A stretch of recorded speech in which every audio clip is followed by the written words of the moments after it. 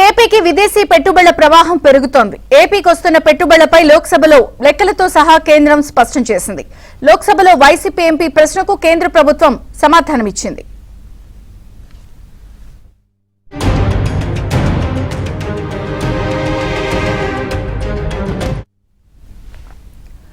జగన్ హయాం కంటే కూటమి పాలనలో భారీగా విదేశీ పెట్టుబడులు వస్తున్నాయి.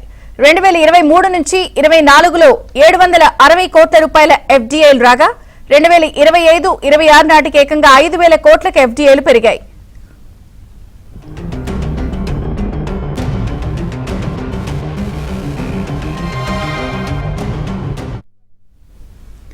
కూటమి పాలనలో అనుకూల పారిశ్రామిక విధానాలు, ఈజ్ ఆఫ్ డూయింగ్ బిజినెస్ తో పెట్టుబడులు ఊపందుకున్నాయి. వైసీపీ పాలన కంటే కూటమి ప్రభుత్వ హయాంలో ఎఫ్డీఐలు ఎక్కువగా ఉన్నాయి.